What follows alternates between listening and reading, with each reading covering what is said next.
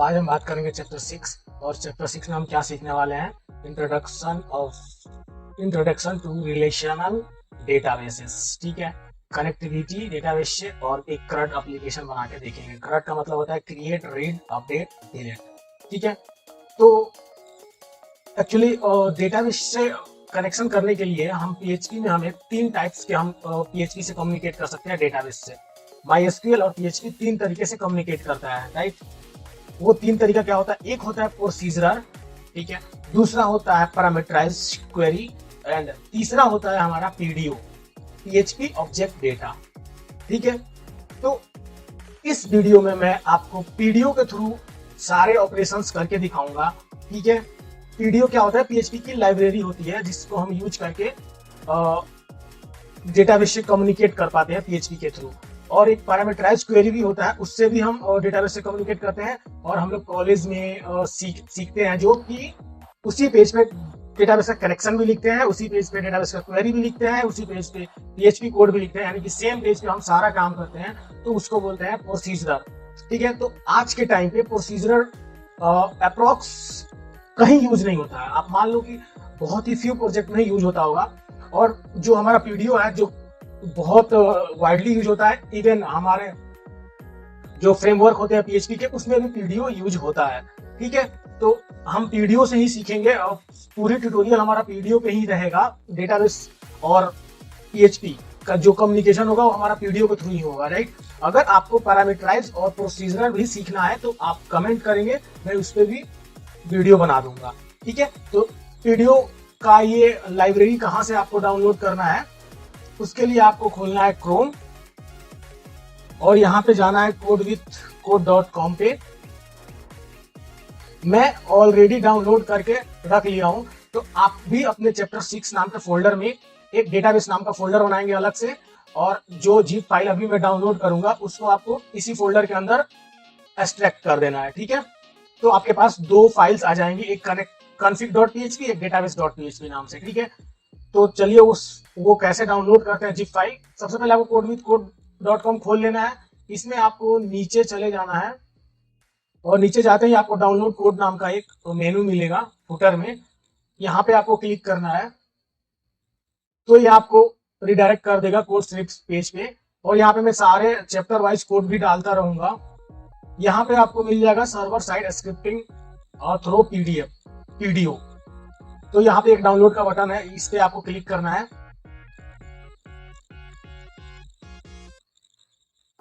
Click करते ही ये download हो जाएगा और आपको सेव एज उसी फोल्डर में कर लेना है, जिस फोल्डर में आप मेरा ट्यूटोरियल से कोड कर रहे होंगे देख के। ठीक है, आप चाहे तो किसी और फोल्डर में भी कर सकते हैं, आपको बस डेटाबेस नाम के फोल्डर में दो फाइल रख लेनी है। ठीक है, आप फोल्डर का नाम कुछ और भी चाहे तो रख सकते हैं, ऐसा फिक्स नहीं है कि आप डेटाबेस ही रखें। एक्चुअली मैं ज्यादा डेटाबेस ही रखता हूँ इसलिए, क्योंकि उसमें डेटाबेस का ही चीजें रहती है, इसलिए मैं डेटाबेस रखता हूँ। ठीक है, तो यानी कि आप config फाइल एंड database.php मैं मानता हूँ कि आपके डेटाबेस फोल्डर में आ गया होगा। तो मैं आगे के कोड की बात करता हूँ।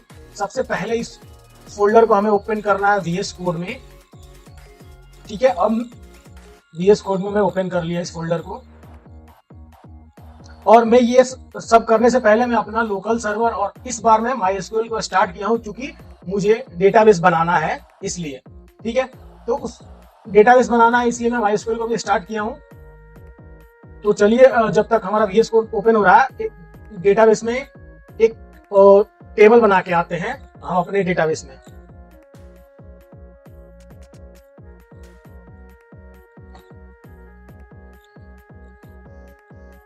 अभी आप लोकल सर्वर पे काम कर रहे हैं तो आपको मल्टीपल डेटाबेसेस यहाँ पे मिल जाएंगे, इसको स्कीमा भी बोलते हैं। जब आप लाइव सर्वर पे काम करेंगे तो वहां पे अगर आप शेयर होस्टिंग लिए रहेंगे तो आपको सिंगल या 2 डेटाबेस मिल जाएगा। तो मैं क्या करूंगा, एक नया डेटाबेस बनाऊंगा।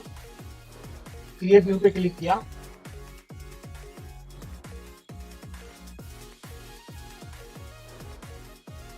और ये आपको कैसे खोलना है, PHP में एडमिन कैसे खोलना है। यहाँ पे आप एडमिन पे क्लिक करेंगे तो जो आपका डिफॉल्ट ब्राउजर होगा उसमें आपका PHP में एडमिन खुल जाएगा, राइट। यहाँ पे मैं न्यू डेटाबेस पे क्लिक किया, मैं डेटाबेस का नाम दे देता हूँ PHP ट्यूटोरियल। ठीक है, और मैं क्रिएट कर देता हूँ।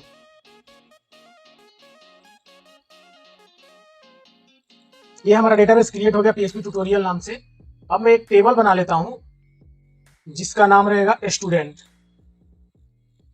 स्टूडेंट्स नाम का एक टेबल बना लिया, जिसमें फिलहाल के लिए मैं नंबर ऑफ कॉलम्स 4 ही रखता हूं, और मैं क्रिएट पे क्लिक कर देता हूं।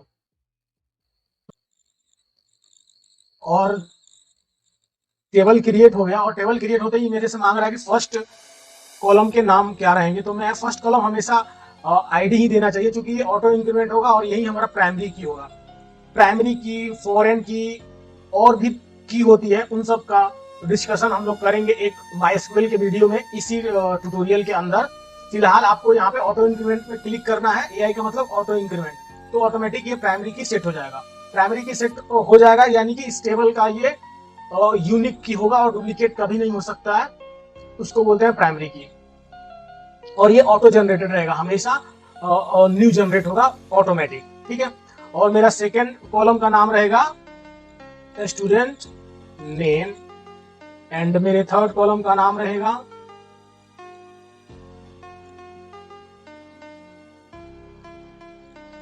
Student mobile. और यहां पे मैं एक ले लूंगा क्रिएटेड डेट, ठीक है। अब इन सब का डेटा टाइप हमें बताना पड़ेगा विथ लेंथ। तो अगर आप इंट रखते हैं तो लेंथ बाय डिफॉल्ट 1 हो जाता है, आपको देने की जरूरत नहीं है। मैं यहाँ पे डेटा टाइप रखता हूँ वेयर केयर स्टूडेंट नेम के लिए, चूंकि इसमें हमारा स्ट्रिंग भी आएगा और नंबर भी आएगा, तो इसलिए मैं इसको वेयर केयर रख रहा हूँ। और मैं एक एक चीज बताऊंगा, वेयर केयर क्या होता है, टेक्स्ट क्या होता है, डेट क्या होता है, इंट क्या होता है। जब माइस्क्वेल का ट्यूटोरियल आएगा, इसी ट्यूटोरियल के अंदर जब माइस्क्वेल का चैप्टर आएगा तब मैं बताऊंगा। फिलहाल मैं इस स्टूडेंट मोबाइल नंबर को भी वेयर केयर रख लेता हूँ, क्योंकि कभी +91 कोई लिख देता है, कोई सिर्फ मोबाइल नंबर लिखता है, तो इसलिए वेयर केयर ही रखना चाहिए, ठीक है। अब जब मैं वेयर केयर रखूंगा तो मुझे यहाँ पे इसकी लेंथ भी बतानी पड़ेगी।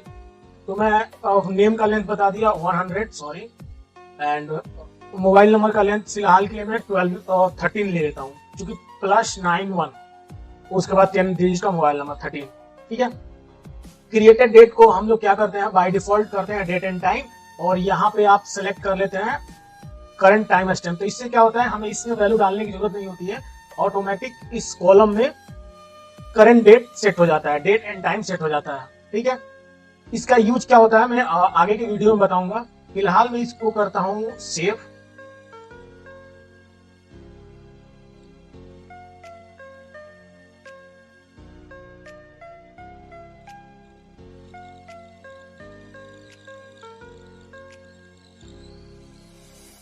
तो हमारा एक स्टूडेंट नाम का टेबल बन के आ गया। अब आप इसको देखेंगे तो इसमें कोई वैल्यू नहीं है। अभी ये टेबल हमारा पूरा का पूरा ब्लैंक है। इस पूरे PHP ट्यूटोरियल का आज से जो ये वीडियो बन रहा है, आज का ये चैप्टर बहुत ही इंपॉर्टेंट है, और समझ लो आपकी यहाँ से आपका रियल वेब डेवलपमेंट स्टार्ट होता है, ठीक है। यहाँ से चीजें स्टार्ट होती है, और मैं बिल्कुल एक कंपनी में, एक इंडस्ट्री में कैसे काम होता है ना, उस लेवल से मैं बता रहा हूँ इसमें कि कैसे काम होता है डेटाबेस के थ्रू, और PHP में कैसे काम होता है कोर PHP में। अगर आपको कोर PHP में पीडीओ के थ्रू आ जाता है तो आप फ्रेमवर्क भी आसानी से सीख सकते हो, अगर आपको कोर PHP में कमांड है तो, ठीक है। तो हमारा टेबल बनकर तैयार है और ये बिल्कुल ब्लैंक है, ठीक है। अब हम चलते हैं VS कोड में, ठीक है।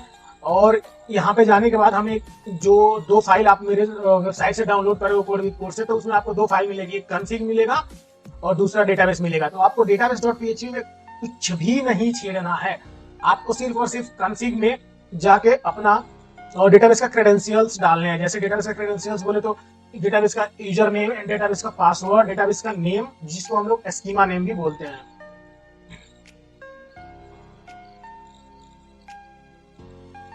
और ये फर्स्ट टाइम सेट करना होगा आपको।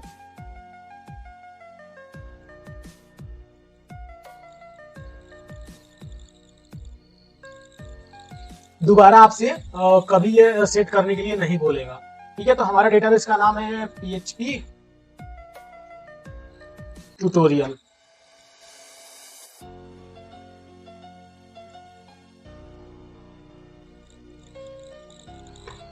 PHP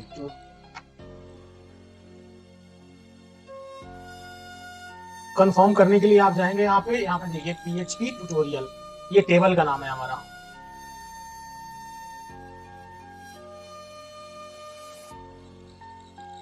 ठीक है, तो आप डेटाबेस का नाम यहाँ पे सेट कर दिए। और डीबी यूजर नेम, अगर आप लोकल होस्ट पे काम कर रहे हैं तो उसका by default user name root होता है, और अगर पासवर्ड आप कुछ सेट नहीं किए हैं तो बाय डिफॉल्ट पासवर्ड ब्लैंक होता है। ठीक है, और ये सर्वर के लिए भी और लोकल होस्ट के लिए भी हमेशा लोकल होस्ट ही होता है। तो आपको सर्वर में अगर फाइल अपलोड कर रहे हैं तो आपको इसको चेंज करने की जरूरत नहीं है। और ये तीनों क्रेडेंशियल ही चेंज होता है बस। ठीक है, आपको बस इसमें इतना ही सेटिंग करना है, इसके अलावा आपको कुछ नहीं छेड़ना है इसमें। और database.php में तो और कुछ नहीं छेड़ना है, इसको ऐसे ही रहने देना है। ये पीडीओ की लाइब्रेरी है।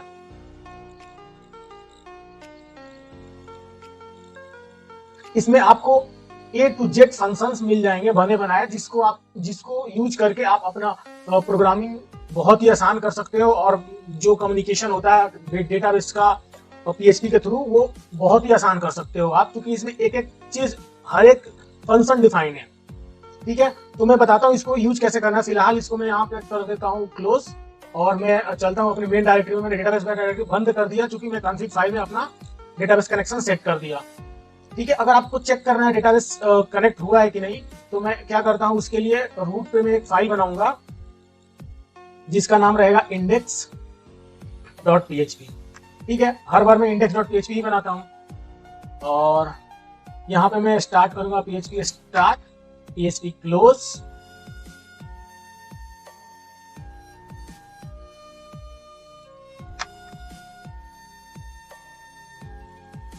और सबसे पहला काम जो होगा हमारा, जो कॉन्फ़िग फाइल है उसको यहाँ पे इंक्लूड करना।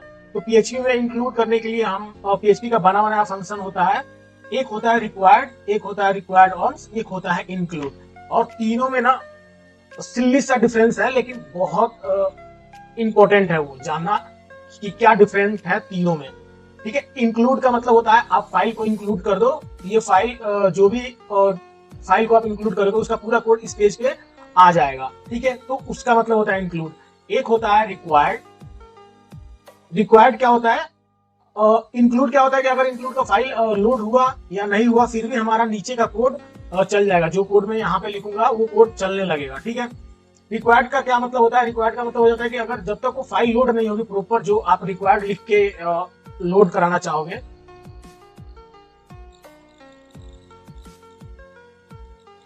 जब रिक्वायर्ड लिख के आप फाइल लोड कराओगे, तो जब तक वो फाइल लोड नहीं होगी तब तक हमारा नीचे का कोड चलेगा नहीं।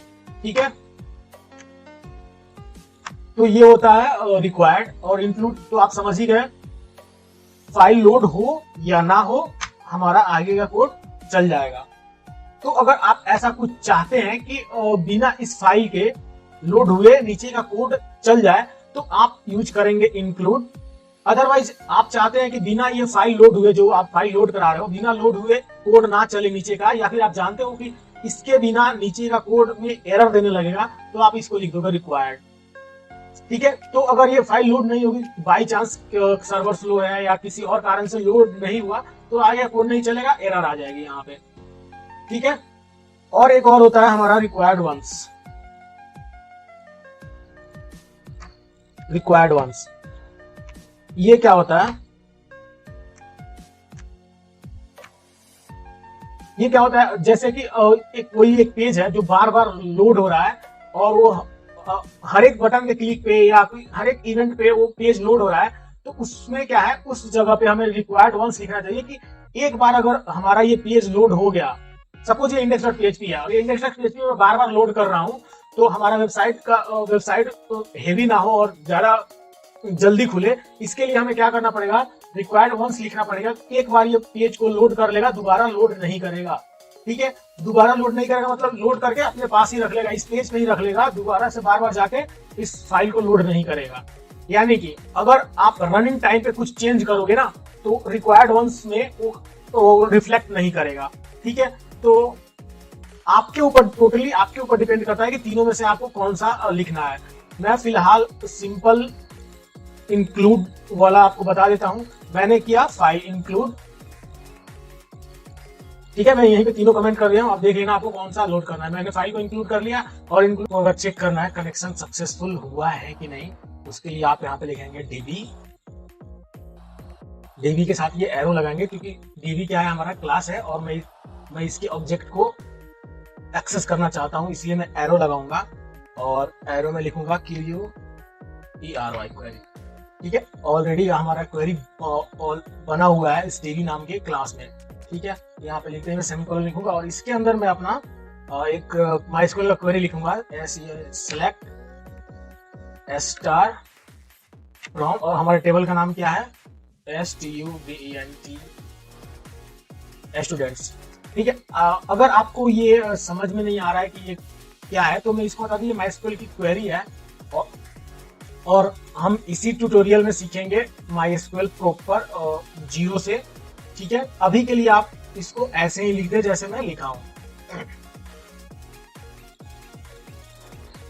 लिखने के बाद इसको एक जो भी उधर से वैल्यू रिटर्न आएगी वो मैं एक वेरिएबल में रख लेता हूं, जिसको बोल दूंगा मैं रिस्पॉन्स नाम का वेरिएबल है हमारा। ठीक है, एक्चुअली ये क्या करता है, ये डेटाबेस से कम्युनिकेट करने के लिए हम लोग यूज करते हैं वीडियो का, जैसे मैं अभी अभी बताया हूँ। ठीक है, तो ये क्या करेगा, डेटाबेस में क्वेरी करेगा। ये क्या है, हमारा MySQL का क्वेरी है जो कि स्टूडेंट के टेबल से सारे रिकॉर्ड को सेलेक्ट करने का क्वेरी है। ठीक है, तो अब इससे जो भी रिजल्ट आएगी वो मैंने RES नाम के एक वेरिएबल में रिस्पॉन्स में रख लिया। और मैं क्या करता हूँ, रिस्पॉन्स हमारा क्या होगा, एरे टाइप का होगा, क्योंकि उधर से वैल्यू जो भी आती है एरे में आती है। तो मैं इसको करूंगा प्रिंट, को नहीं लिख के मैं करूंगा प्रिंट और RES को डाल दूंगा इसमें। अब मैं इसको ब्राउजर पे देखता हूँ इसका आउटपुट क्या आएगा। तो ये देखिए एरे आया है आउटपुट, और मैं इसको रिफ्रेश भी करता हूँ तो एरे ब्लैंक आया है। ठीक है, अब एरे ब्लैंक क्यों आया, क्योंकि आप देखेंगे कि स्टूडेंट टेबल में कोई वैल्यू नहीं है, कोई वैल्यू नहीं पड़ी है। ठीक है, ब्लैंक है, खाली है, इसलिए हमारा एरे ब्लैंक आया है। यानी कि इससे क्या हो गया है, हम कंफर्म हो गया कि हमारा डेटाबेस कनेक्शन प्रॉपर हो चुका है और हम बात कर पा रहे हैं अपने डेटाबेस से, अपने स्कीमा से। ठीक है, तो चलते हैं नेक्स्ट लेवल पे, और इसमें क्या करते हैं, जो हमारा टेबल है स्टूडेंट टेबल, इसमें वैल्यू डालते हैं। कैसे, फॉर्म से HTML और PHP के से इसमें वैल्यू डालते हैं। तो मैं फिलहाल ये दोनों कोड को करूंगा यहाँ पे कमेंट, और मैं यहाँ पे एंटर मार के इसको नीचे ले जाता हूं। नहीं, मैं यहाँ पे जो कमेंट कर दिया, और आप अपने से ये अपने कोड में से ये कोड हटा देना। मैं फिलहाल समझाने के लिए लिखा हूं और यहीं पे इसको लिखे रहने देता हूं। यहाँ से जो कमेंटेड कोड है हटा देना। हटाने के बाद आपको नीचे क्या लिखना है, बॉयलर प्रिंट लगा लेना है। ठीक है, यहाँ पे लिखना है स्टूडेंट फॉर्म। एक हम लोग फॉर्म बना रहे हैं जिसमें हम लोग स्टूडेंट से वैल्यू लेंगे। क्या वैल्यू लेंगे, हम अपने हमारा डेटाबेस के कॉलम का नाम क्या है, स्टूडेंट नेम और मोबाइल नंबर। ठीक है, हम दो वैल्यू लेने वाले हैं स्टूडेंट से, तो मैं इसको स्टूडेंट फॉर्म बोल दिया। और फॉर्म थोड़ा प्रॉपर दिखे उसके लिए मैं क्या करूंगा, बूटस्ट्रैप यूज करूंगा। और डिजाइनिंग में टाइम वेस्ट ना हो हमारा, क्योंकि हम PHP सीख रहे हैं तो लॉजिकल बात करेंगे, सिर्फ डिजाइनिंग की बात नहीं करेंगे। तो मैं उसके लिए यहाँ पे जाऊंगा बूटस्ट्रैप के वेबसाइट पे और बूटस्ट्रैप का फॉर्म उठा लूंगा यहाँ से।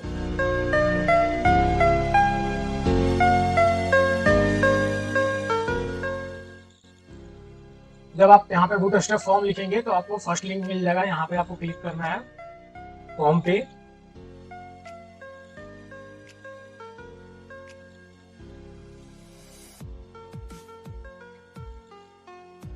और यहाँ से आपको सेम फॉर्म कॉपी कर लेना है जो लास्ट वीडियो में आपको बताया था।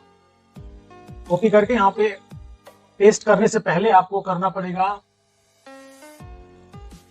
कंटेनर। ठीक है, और इसके अंदर एक और बनाना पड़ेगा रो।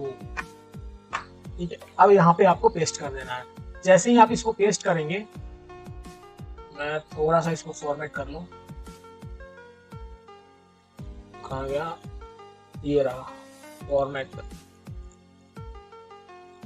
ये प्लगइन होता है जिससे आपका कोड फॉर्मेट हो जाएगा ऑटोमेटिक। ठीक है, मैं वो भी बता दूंगा अगर आपको जानना है कौन सा प्लगइन है तो। और जब मैं ये फॉर्म यूज कर रहा हूं तो मुझे बूटस्ट्रैप का CDNA लिंक भी यूज करना पड़ेगा। तो मैं बूटस्ट्रैप का CDNA लिंक लेके आ जाऊं। यहाँ से जाऊंगा मैं सीधे लिंक को कॉपी कर लूंगा CSS वाले को, और यहाँ पे मैं हेड के अंदर पेस्ट कर दूंगा। ठीक है, अब मैं देखता हूं कि मेरा फॉर्म कैसा दिख रहा है। ठीक है, एक सिंपल सा बेसिक सा फॉर्म बन के आ गया। अब मैं फटाफट इसके जो मुझे चाहिए स्टूडेंट का नेम और मोबाइल नंबर, तो मैं उसको बना लेता हूं।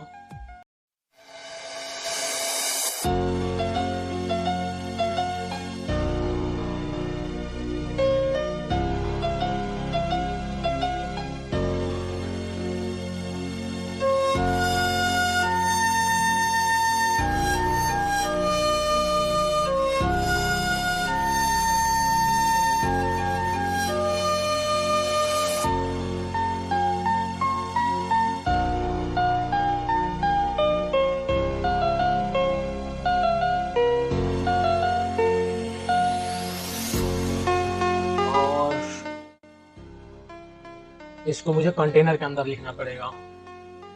मैंने कंटेनर के अंदर लिख दिया, और ये देखिए ये आ गया सेंटर पे, और मेरा फॉर्म थोड़ा सा नीचे आ गया, जिससे आपको देखने में थोड़ा आसानी रहेगा। बिल्कुल सही है। अब हम क्या करेंगे, इसमें वैल्यू फिल कराएंगे। कोई भी हमारा यूजर होगा जो वैल्यू डालेगा, हम इसको इस टेबल में सेव कराने वाले हैं। ठीक है, और मैं बूटस्ट्रैप को भी क्लोज कर देता हूँ।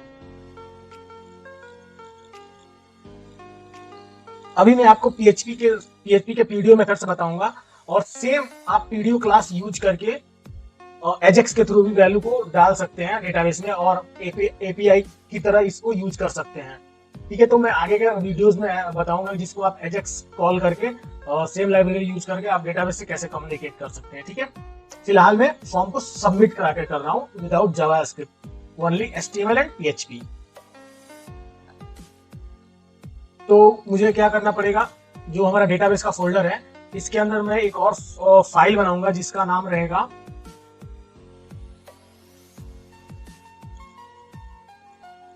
mydatabase.php। ठीक है, और ज्यादा अंडरस्टैंडिंग और आपका सिक्योरिटी बना रहे, उसके लिए आप क्या करेंगे, डेटाबेस के अंदर एक फाइल बनाएंगे इंक्लूड नाम का, INC नाम का बना लेंगे एक फाइल, फोल्डर, सॉरी चलिए फोल्डर बना लेंगे। फोल्डर बनाना था मेरे को, मैं इसको करूंगा मूव, और मैं क्लिक करूंगा न्यू फोल्डर पे, और इसको बोल दूंगा INC। ठीक है, तो मेरा एक फोल्डर बन गया INC नाम का, और इसमें मैं ना ये दोनों जो दो मेरा इंपॉर्टेंट डेटाबेस का फाइल है, इसको मैं रख दूंगा, दोनों को ड्रैग करके INC में ऐसे मूव। ठीक है, तो अभी क्या है कि मैं आपको फोल्डर में दिखाता हूँ। अभी क्या है कि मेरा एक डायरेक्टरी है मेन, ये इसको बोलते हैं रूट डायरेक्टरी। ठीक है, इस रूट डायरेक्टरी के अंदर एक फोल्डर है डेटाबेस। ठीक है, डेटाबेस के अंदर एक मेरा फाइल पड़ा है mydatabase.php, एंड दूसरी फाइल पड़ी है INC नाम की, जिसमें है मेरा कंप्लीट फाइल और जो मेरा पीडीओ लाइब्रेरी है वो। ठीक है, तो आप हमेशा इन दोनों को INC में रखें या इंक्लूड में रखें। ठीक है, या किसी कॉन्फिग नाम का एक फोल्डर बना लें, उसमें रखें, क्योंकि ये आपके फाइल से मैच ना करे, क्योंकि ये लाइब्रेरी है, तो आपके जो आप फाइल बनाएंगे PHP यूज करने के लिए, इससे मैच ना करे। ये मेरा बनाया हुआ फाइल है, यानी कि यूजर का फाइल है, तो इससे कंफ्लिक्ट ना हो, और बाय चांस गलती से कोई मिस्टेक ना हो कि डिलीट ना हो वो फाइल्स। ठीक है, इसीलिए हम आप एक सेपरेट फाइल में रखते हैं कॉन्फिग का अपना जो भी होता है। ठीक है, तो अब आते हैं VS कोड में। यहाँ पे मैं इसको क्लोज कर देता हूँ और कॉन्फिग को भी क्लोज कर देता हूँ, और जो ये मेरा mydatabase.php है, इसको मैं क्या करूंगा, PHP start and PHP close, क्योंकि जो मेरा फॉर्म सबमिट होगा इसी पेज पे आएगा सबमिट होने के बाद। ठीक है, डेटा जो कि पोस्ट मेथड या गेट मेथड से भेजेंगे, इसी पेज पे भेजेंगे, और यहाँ पे मैं एक्सेस करना चाहता हूँ मैं अपना डेटाबेस, तो मैं यहाँ पे लिखूंगा इंक्लूड, और इंक्लूड लिखते ही मैं लिखूंगा डेटाबेस, और जैसे ही मैं इंक्लूड लिखूंगा तो हमारा जो भी डेटाबेस का फाइल है वो कहाँ पे है, INC में, INC के अंदर कॉन्फिग में। ठीक है, तो ये हमारा इंक्लूड हो गया कॉन्फिग, और जब कॉन्फिग इंक्लूड हो गया तो मैं यहाँ पे डायरेक्ट लिखूंगा $_post।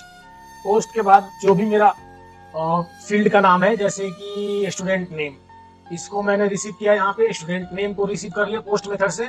अभी मैं फॉर्म को सेट करूंगा कैसे पोस्ट मेथड से भेजते हैं यहाँ पे, और मैं इसको बोल देता हूँ नेम फिलहाल। यहाँ पे सेमी कॉलन छूट गया था, ठीक है, एरर खत्म। दूसरा जो मेरा फील्ड है वो स्टूडेंट मोबाइल, तो मैं इसको भी यहाँ पे रिसीव कर लेता हूँ, स्टूडेंट मोबाइल, और इसको बोल देता हूँ मोबाइल। अब जो ये फॉर्म है, इसमें मुझे मेथड कर लिखना पड़ेगा, मेथड, और मेथड में बताना पड़ेगा कि मैं पोस्ट मेथड यूज कर रहा हूँ, और मुझे एक्शन भी बताना पड़ेगा कि मैं किस पेज पे एक्शन करूंगा, जो कि ये डेटा मुझे किस पेज पे चाहिए। तो वो मेरा पेज का नाम क्या है, my data base dot PHP, ठीक है। ये लास्ट वीडियो में बताया था कि कैसे ये काम करता है फॉर्म। तो मैं क्या किया, यहाँ पे पोस्ट मेथड यूज कर लिया, और जो मैं अपना एक्शन पेज का नाम भी बता दिया। अब जब कोई भी बंदा इस फॉर्म को सबमिट करेगा तो मुझे पोस्ट मेथड के थ्रू यहाँ पे वैल्यू मिल जाएगी। जब यहाँ पे वैल्यू मिल जाएगी तो मेरा कनेक्शन भी, डेटाबेस का कनेक्शन भी यहाँ पे है, ठीक है। अब मुझे इंडेक्स पे कनेक्शन की कोई काम नहीं है, मैं आपको समझाने के लिए बताया था। यानी कि हमारा एक सेपरेट फाइल हो गया डेटाबेस का, और हमारा HTML का फाइल अलग है, सेपरेट है, और यूं कह लो कि हमारा PHP का फाइल सेपरेट है, दोनों मिक्स नहीं है। और सेम इसी स्ट्रक्चर से इंडस्ट्रीज में काम होता है। ऐसा नहीं कि आप इसी पेज पे लिख रहे हैं PHP, इसी पेज पे लिख रहे हैं HTML, इसी पेज पे डेटाबेस की क्वेरी भी कर रहे हैं, तो वो इंडस्ट्री में नहीं चलता है, ठीक है। इसलिए मैं स्टार्टिंग से ही मैं चाहता हूं कि आप इस तरह से सीखें, पीडीओ का यूज करके थोड़ा ऑब्जेक्ट ओरिएंटेड प्रोग्रामिंग सीखें, ठीक है। इसलिए मैं आपको इस मेथड से बता रहा हूं। तो अब हमारा डेटा इस पेज पे मिलने लगेगा मेरे को, जो भी फॉर्म सबमिट करेगा मेरे को यहाँ पे मिलने लगेगा डेटा। मैं आपको एक बार चेक करा देता हूँ दोनों डेटा मिल रहा है मेरे को कि नहीं। मैं यहाँ पे लिखूंगा इको, और यहाँ पे भी लिखूंगा इको, और दोनों सेपरेट दिखे इसलिए मैं लिखूंगा यहाँ पे इको, और एक दिया टैग लगाऊंगा, लेट्स चेक। मैं यहाँ पे लिख दिया अमित, और मोबाइल नंबर में दे दिया दिस, और मैं करता हूँ सेव। सेव होते ही गया और बोल रहा पेज नॉट फाउंड। क्यों? My database dot PHP not found बोल रहा है, ऐसा क्यों? क्योंकि जो मेरा माई डेटाबेस फोल्डर है, आपको इसी एरर से मैं ये समझाना चाहता था कि जो मेरा माई डेटाबेस पेज है वो किस फोल्डर के अंदर है, डेटाबेस फोल्डर के अंदर है। तो मैं इसको एक्सेस करने के लिए मैं यहाँ पे पहले लिखूंगा डेटाबेस, डेटाबेस स्लैश और अपने पेज का नाम। तब क्या होगा, इसको पेज मिल जाएगा। अभी क्या था, हमारा फोल्डर के अंदर था, तो इसलिए ये बोल रहा था पेज नॉट फाउंड, ठीक है। अब मैं करता हूं इसको दोबारा से रिफ्रेश, तब भी नहीं मिला, और मैं बैक आता हूं और फिर से इसको करता हूं रिफ्रेश, और मैं यहाँ पे लिखता हूँ फिर से अमित, और मोबाइल नंबर दे देता हूँ, और मैं करता हूँ फिर से सेव। ये देखिए, इस बार इसको फाइल मिल गई, क्योंकि एक डेटाबेस मिसिंग था, जो हमारा एक डायरेक्टरी था, सब डायरेक्टरी था, रूट के अंदर डेटाबेस का नाम का फोल्डर है, उसके अंदर हमारी फाइल पड़ी है। तो इससे क्या होता है, थोड़ा सा सिक्योरिटी लेवल बढ़ जाता है प्रोग्रामिंग में, और इसी तरह से इंडस्ट्री में काम होता है, ठीक है। तो हमें दोनों चीजें मिल गई यहाँ पे। अब मैं इसको सेव करके दिखाता हूँ इस टेबल में कैसे सेव होता है पीडीओ के थ्रू। अब हमें यहाँ पे कोई काम नहीं है, बस ये सिंपल दो काम करने थे यहाँ पे, और ये दोनों काम भी अगर आप जावास्क्रिप्ट से करेंगे, एजेक्स से करेंगे, तो ये दोनों काम भी करने की जरूरत नहीं है। जो मैं एक्शन लिख रहा हूँ, पोस्ट लिख रहा हूँ, ये भी लिखने की जरूरत नहीं है। बस आपका HTML सिंपल लिखा रहेगा, और हर एक HTML टैग की आईडी रहेगी। बस मैं आगे के वीडियो में बताऊंगा कैसे होता है जावास्क्रिप्ट से। तो अभी क्या, दोनों वैल्यूज हमें मिल रही है हमारे PHP पेज पे, और यहाँ से अगर मुझे डेटाबेस में डालना है, तो डेटाबेस में इंसर्ट करने का ऑलरेडी हमारा वीडियो लाइब्रेरी में है इंसर्ट नाम का फंक्शन, ठीक है। तो मैं जैसे ही इंसर्ट लिखूंगा, इंसर्ट, ठीक है। तो जो हमारा इंसर्ट नाम का ऑब्जेक्ट है, इसको क्या चाहिए, टेबल का नाम चाहिए और डेटा चाहिए। डेटा किस फॉर्मेट में चाहिए, डेटा चाहिए इसको एसोसिएटिव एरे के फॉर्मेट में। और एसोसिएटिव एरे क्या होता है, मैं पीछे के वीडियो में बता चुका हूँ, और मैं आई बटन में लिंक भी दे दूंगा, वहां पे आप देख लेना एसोसिएटिव एरे क्या होता है। तो यानी कि इंसर्ट फंक्शन हमारा डेटा इंसर्ट कर देगा पीडीओ के थ्रू। आप देख सकते हैं यहाँ पे, ये दिस पीडीओ प्रिपेयर ये पीडीओ का सिंटैक्स है, तो इसके थ्रू हमारा डेटा इंसर्ट हो जाएगा। लेकिन इंसर्ट फंक्शन को जो दो पैरामीटर चाहिए, वो एक टेबल का नाम चाहिए और डेटा चाहिए, ठीक है। और ये हमें रिटर्न क्या करता है, ट्रू और फॉल्स। अगर इंसर्ट हो गई, क्वेरी एग्जीक्यूट हो गई हमारी, तो ये ट्रू रिटर्न करेगा, अदरवाइज फॉल्स रिटर्न करेगा। तो हमें रिटर्न भी देखना जरूरी होता है कि हमारी जो भी ऑब्जेक्ट है, जो भी फंक्शन है, क्या रिटर्न करता है, ठीक है। तो अब आ जाते हैं हम अपने माई डेटाबेस डॉट पीएचपी में, और यहाँ पे मुझे पता चल गया कि इस इंसर्ट फंक्शन को क्या चाहिए। तो मैं सबसे पहले टेबल का नाम दे दूंगा, जो कि मेरा टेबल का नाम है स्टूडेंट्स, सॉरी, टेबल का नाम क्या है, स्टूडेंट्स। एंड इसको जो डेटा चाहिए तो डॉलर स्टूडेंट डेटा। अभी मैं इसको बनाऊंगा, ये इसको एक एसोसिएटिव एरे चाहिए था, ठीक है। तो मैं इसको कॉपी करके यहाँ पे लाया और एसोसिएटिव एरे में इसको दे रहा हूं। मैं यहाँ पे लिखूंगा एरे, और आप चाहें तो एरे ना लिख के स्क्वायर ब्रैकेट से भी यूज कर सकते हैं, ठीक है। तो फिलहाल मैं इसको ऐसे लिख लेता हूं, एरे वाली फीलिंग आनी चाहिए, एरे। मैंने इसको किया ऐसे, और एसोसिएटिव एरे में सेम कॉलम के नेम के साथ एसोसिएटिव एरे बनाना है, ठीक है। तो मैं करूंगा स्टूडेंट नेम को यहाँ से कॉपी और यहाँ पे करूंगा मैं पेस्ट, क्योंकि ये हमारा की हो गया। और इसकी वैल्यू क्या होगी, इसकी वैल्यू होगी जो आया है फॉर्म से, HTML के फॉर्म से जो आया है वो इसकी वैल्यू होगी। फिर मैं लगाऊंगा कोमा, और फिर जो दूसरी वैल्यू मुझे भेजनी है स्टूडेंट मोबाइल नंबर, मैं इसको कॉपी करूंगा और फिर इसका डुप्लीकेट बना के इसको मैं बना दिया स्टूडेंट मोबाइल नंबर को की, और इसमें मैं क्या पास कर दूंगा, मोबाइल नंबर, ठीक है। अब एक बार मैं फॉलो समझा देता हूं, और यहाँ पे सेमीकोलन। तो ये हमारा एसोसिएटिव एरे है, जो कि इसको बोलते हैं की, इसको बोलते हैं वैल्यू। और ये जो इंसर्ट नाम का मेरा क्लास का ऑब्जेक्ट है, डेटाबेस क्लास का जो ऑब्जेक्ट है, इसको चाहिए थे टेबल का नाम और डेटा जो इंसर्ट करना है इसको, वो भी डेटा एसोसिएटिव एरे में। ये हो गया। और ये दोनों हमें कहां से मिला, जो हमारा इंडेक्स फाइल है, जो फॉर्म सबमिट हुआ है, उससे मुझे वैल्यू मिल गई, ठीक है। तो यानी कि आप एक एक लाइन का मतलब आपको समझ में आ गया। ये मैं इंक्लूड किया हूं अपने डेटाबेस को, ठीक है। ये दो वैल्यू मैं रिसीव किया हूं यूजर इंटरफेस से, जिसको यूआई बोलते हैं, वहां से जो यूजर इनपुट किया है वो वैल्यू में रिसीव किया हूं, ठीक है। ये मैं एसोसिएटिव एरे बनाया हूं, मैं अपना टेबल का कॉलम का नाम को की बनाया, और जो यूजर इनपुट किया उसको वैल्यू बनाया। तो की और वैल्यू पेयर को एसोसिएटिव एरे बनाया यूज करके, और फिर इंसर्ट नाम का फंक्शन जो हमारा ऑलरेडी है बना बनाया डेटाबेस में, मैंने इसको यूज करके और वैल्यू को इंसर्ट करने की कोशिश कर रहा हूं अभी, ठीक है। और जो भी हमारा ये इंसर्ट फंक्शन रिटर्न करेगा उसको मैं रख लूंगा एक वेरिएबल में, ठीक है। और मैं यहां पे क्या करता हूं, इसको चेक कर लेता हूं, इफ और इल्स दोनों लेते हैं, इफ RES। अब मैं कुछ नहीं लिख रहा है, RES में क्या आएगा, या तो ट्रू आएगा या तो फॉल्स आएगा। जब ट्रू आएगा तो इफ के अंदर की कोड चलेगी, ये ट्रू हो जाएगा। अगर फॉल्स आएगा तो एल्स के अंदर की कोड चलेगी। तो मैं यहां पे लिखता हूं इको डेटा इंसर्टेड सक्सेसफुली, ठीक है। और यहां पे लिखता हूं इको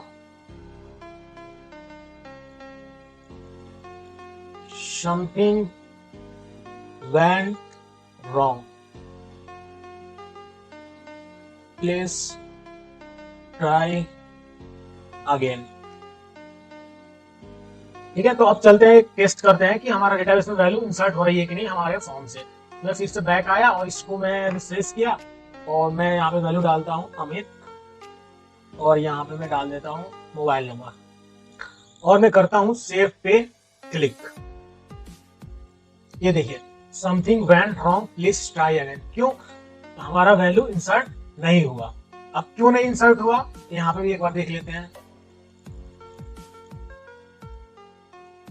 सच में इंसर्ट नहीं हुआ, यानी कि ये मैसेज सही दे रहा है, यानी कि सच में ये वैल्यू फॉल्स रिटर्न किया है। अब क्यों फॉल्स रिटर्न किया है उसका मैं बताता हूं रीजन। ये स्टूडेंट नाम का जो टेबल है, इसका स्पेलिंग मिस्टेक है, यानी कि इसको टेबल का नाम मिला ही नहीं, जो डेटाबेस इसको हम लोग दिए हैं। तो मैं इसको टेबल का नाम सही से दे देता हूं। ये हमारा टेबल का नाम है, मैंने कॉपी करके यहाँ पे पेस्ट कर दिया। ठीक है, अब हमारा टेबल का नाम सही हो गया। अब दोबारा से ट्राई करते हैं।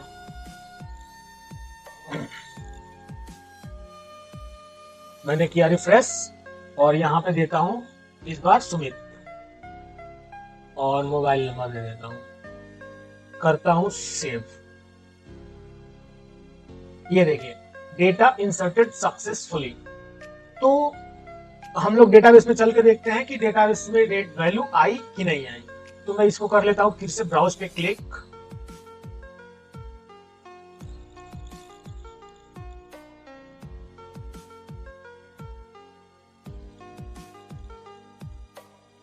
तो ये देखिए हमारी वैल्यू आ चुकी है विद मोबाइल नंबर और नाम के साथ।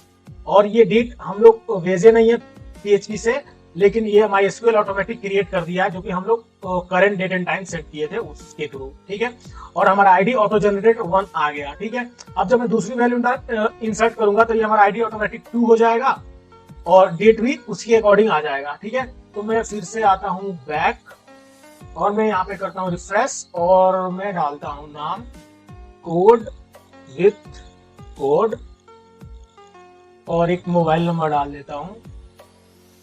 मैं आपको दिखाता हूं 13 डिजिट से ज्यादा का नंबर डालने के, क्योंकि हम लोग क्या किए हैं मोबाइल नंबर का हम लोग क्या लिखे हैं लेंथ 13। देखते हैं 13 से ज्यादा वैल्यू ये लेता है कि नहीं मोबाइल नंबर। तो अभी क्या है मैं 13 से ज्यादा वैल्यू डाल रहा हूं यहाँ पे और मैं फिर कर रहा हूं इस पे सेव। Data inserted successfully. ठीक है, अब मैं देखता हूं ये 13 से ज्यादा वैल्यू लिया है कि नहीं।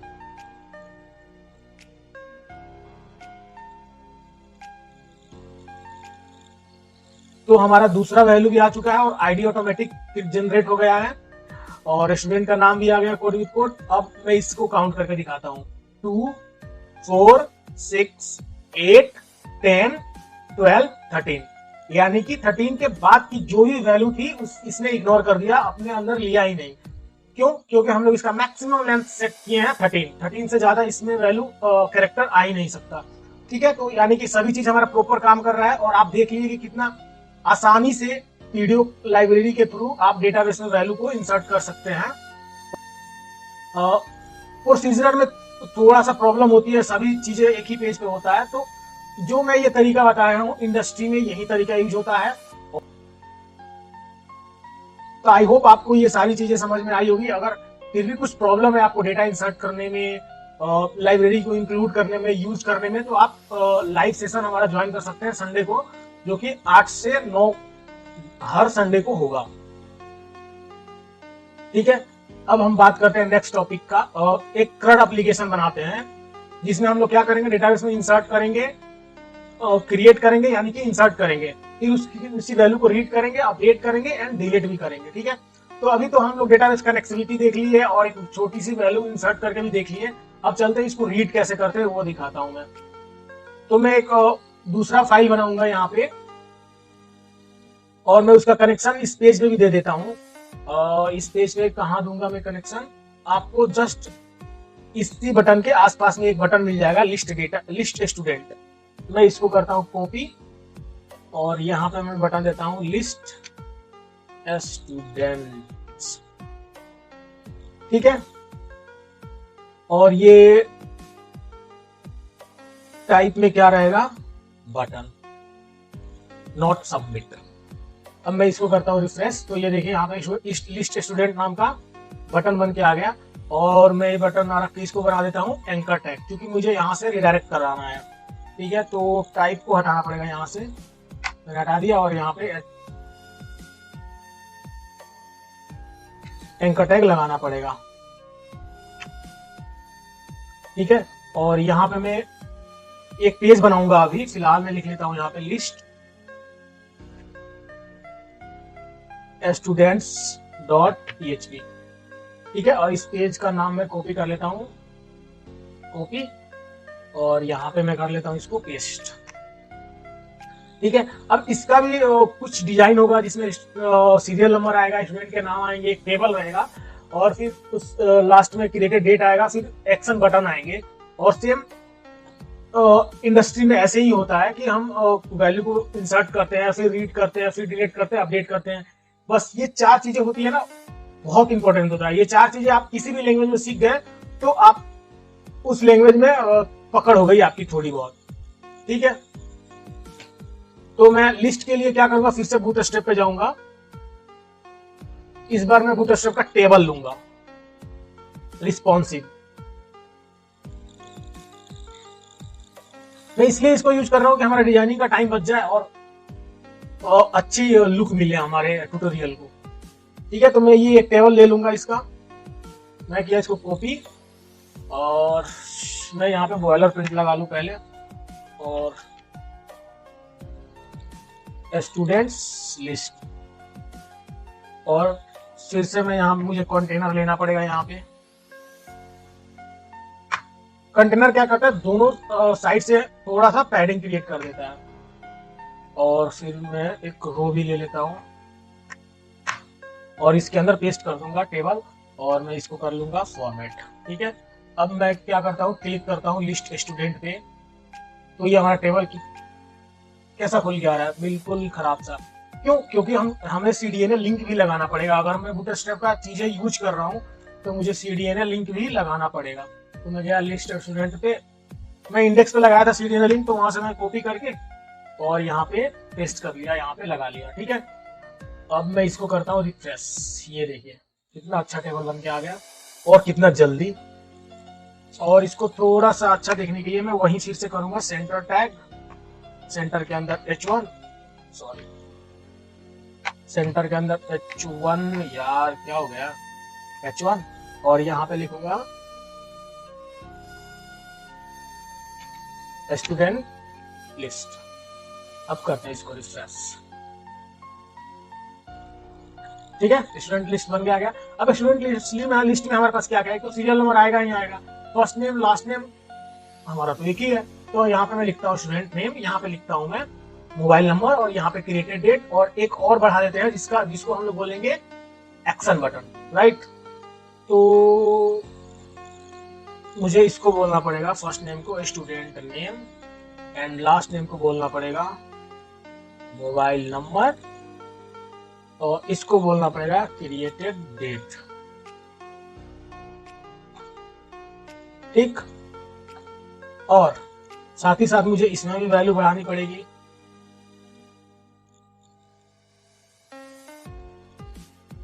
इसको मैं पहले रिफ्रेश करके देख रहा हूँ, ठीक है, ओके। एक और बढ़ानी पड़ेगी मुझे यहाँ पे एक्शन के लिए, जिससे हम लोग क्या करेंगे, वैल्यू को एडिट करेंगे और एक्शन और अपडेट और डिलीट करेंगे एक्शन, और ठीक है। अब मैं क्या करता हूँ, इस TR को मैं कर दिया डिलीट, और इस TR को भी कर दिया डिलीट। एक TR से हमारा काम चल जाएगा, और मैं इसको एक और वैल्यू बढ़ा लेता हूँ। अब देखते हैं टेबल, ये देखिए, ठीक है, परफेक्ट आ रहा है। अब इसमें क्या करते हैं हम लोग, जो ये 2 डेटा एंटर किए हैं, कैसे यहाँ पे लिस्ट कराना है मैं आपको वो बताता हूँ।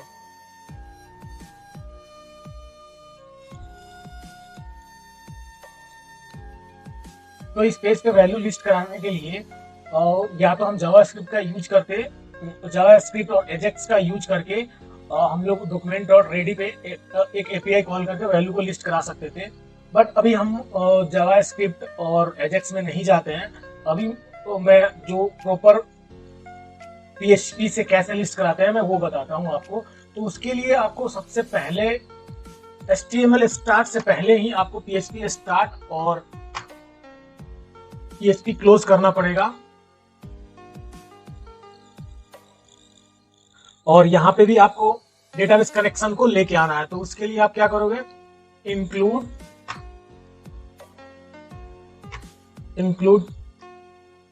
आपको कॉन्फ़िग फाइल यहाँ पे भी इंक्लूड करनी है। तो यहाँ पे आप लिखोगे डेटाबेस, फोल्डर का नाम /inc/config, यानी कि हमारा कनेक्शन इस पेज पे भी आ गया डेटाबेस का। तो जब कनेक्शन इस पेज पे आ गया तो मैं एक क्वेरी स्टार्टिंग में किया था यहाँ पे सिलेक्ट स्टार वाला, तो सेम क्वेरी आपको यहाँ पे भी करनी है। और वो कैसे करना है, यहाँ पे लिखना है $DB। $DB अब हमें मिलने लगेगा यहाँ पे, चूंकि हम इंक्लूड कर लिए हैं कंसिग फाइल को, ठीक है। $DB QUERY query. क्वेरी में आप, क्वेरी एक ऐसा फंक्शन है जिसमें आप किसी भी टाइप का कितना भी बड़ा एसक्यूएल क्वेरी पास कर दो, ये हमें एग्जीक्यूट करके डेटा रिटर्न कर देता है, ठीक है। तो मैं यहाँ पे लिखूंगा सेलेक्ट स्टार फ्रॉम स्टूडेंट्स। इस बार स्पेलिंग सही है, STUDENTS स्टूडेंट्स, ठीक है। इस बार स्पेलिंग सही है, इस बार आ जाएगी वैल्यू। और जब वैल्यू आएगी तो मैं रिसीव करूंगा डॉलर रिजल्ट्स में, और रिजल्ट को मैं प्रिंट करके देखता हूं कि हमें वैल्यू क्या मिली है और आई भी है या नहीं आई है। प्रिंट R लिखूंगा मैं, और मैं इस पेज को करता हूं रिफ्रेश। तो ये देखिए बेस टेबल और व्यू नॉट फाउंड, यार फिर से स्पेलिंग मिस्टेक हो गई, ठीक है। अब तो सही हो गया ना, ये देखिए हमें वैल्यू भी मिल गया, स्पेलिंग सही हो गया और मुझे वैल्यू भी मिल गया। 2 वैल्यू थे तो 2 एरे मुझे मिल गए, राइट। अब इन दोनों एरे को इसमें प्रिंट करा कर दिखाता हूं आपको।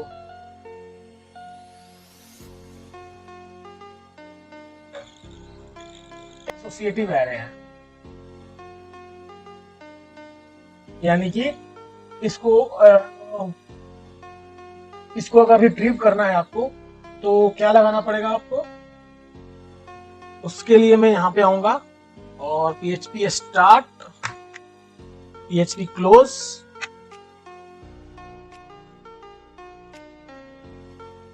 for each और for each।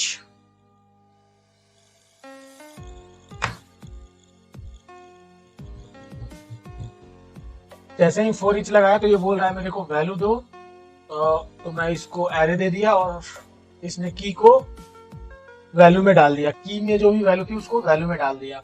और जो ये क्लोजिंग टैग है मैं इसको यहां से उठाऊंगा और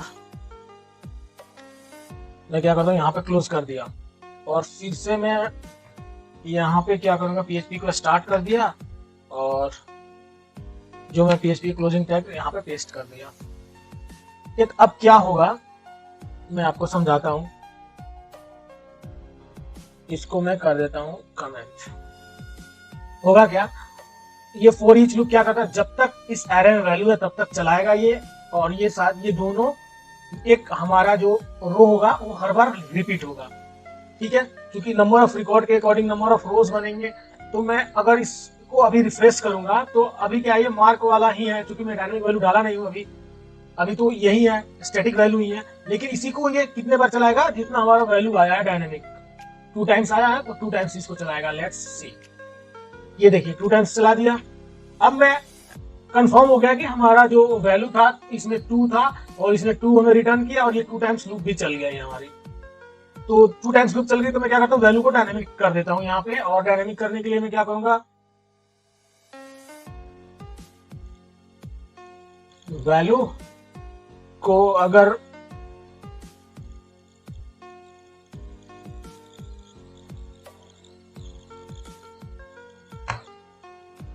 PHP start PHP close echo dollar value, ठीक है, वार्निंग स्ट्रिंग टू कन्वर्जन, ठीक है। तो अब मुझे क्या देना पड़ेगा, की का नाम, कि भैया वैल्यू तो हो लेकिन इस की पे जो वैल्यू हो उसको डालो यहाँ पे। तो ये देखिए ये सुमित और ये मेरा दूसरा जो था कोड विद कोड, ठीक है, दोनों आ गए। अब मैं मोबाइल नंबर दोनों का लाता हूँ। दोनों का मोबाइल नंबर लाने के लिए क्या करना पड़ेगा, फिर से आपको यहाँ पे PHP start and PHP close. PHP में यही फायदा है कि आप HTML के अंदर घुसा के इसमें लिख सकते हैं। आप देख रहे हैं TD स्टार्ट और TD क्लोज के अंदर मैंने PHP स्टार्ट PHP क्लोज लिखा, फिर इको लिखा, मतलब PHP का कोड पूरे HTML में जहां आपका दिल करे वहां पे लिख लो, ठीक है। तो ये थोड़ा फ्लेक्सिबिलिटी होती है PHP के साथ। तो मैं यहाँ पे लिखा इको और फिर लिखता हूँ डॉलर वैल्यू, और फिर मुझे क्या चाहिए, मुझे चाहिए मोबाइल नंबर, तो मैं मोबाइल नंबर कॉलम का नाम कॉपी करके लाऊंगा, क्योंकि यही हमारा एरे का की है, इसी के पास हमारी वैल्यू है। और मैं इसको अब करूंगा रिफ्रेश। तो आप ये देखिए मोबाइल नंबर भी आ गया दोनों का, साथ ही साथ क्रिएटेड डेट भी ला लेते हैं।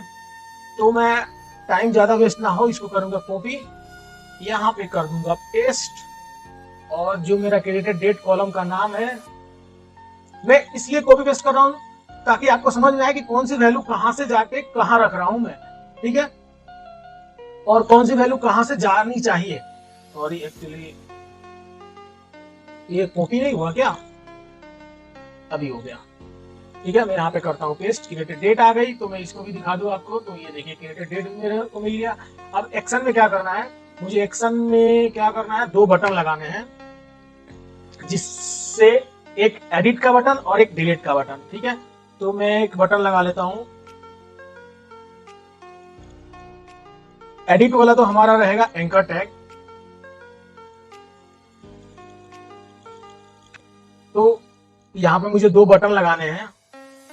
तो एक्चुअली वो देखने के लिए बटन होगा, लेकिन अंदर में बैकएंड में क्या रहेगा, वो एंकर टैग रहेगा, जिससे हम दूसरे पेज पे रिडायरेक्ट होंगे और उस पेज पे हमारा डिलीट का कोड लिखा रहेगा या एडिट का कोड लिखा रहेगा।